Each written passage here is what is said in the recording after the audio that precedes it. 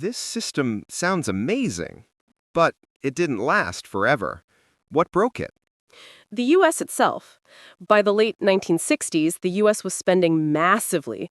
The Vietnam War, expanding social programs, it was running huge deficits.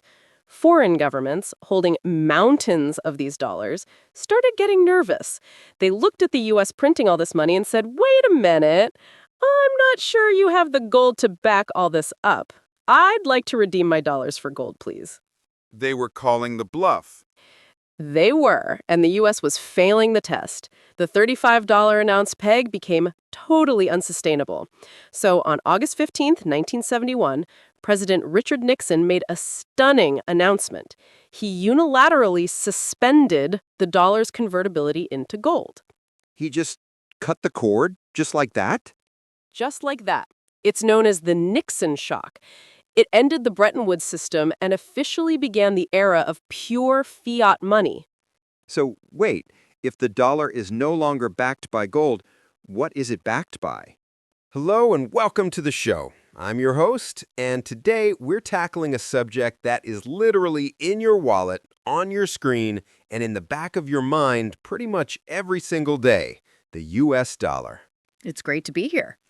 So let's start with the big picture. We all know the dollar is dominant. You hear about oil prices in dollars or how the dollar's strength affects economies in places like Latin America.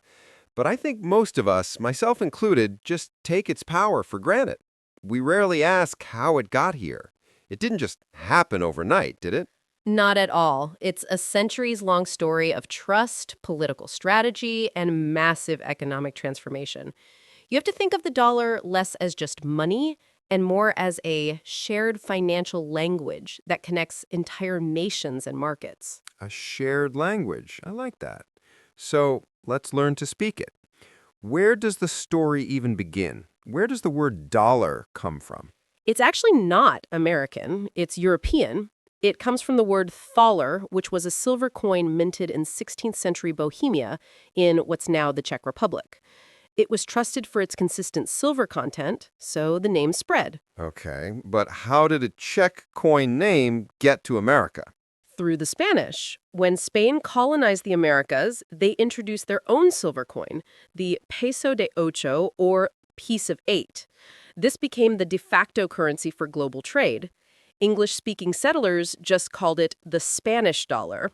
The piece of eight, the pirate currency. Exactly.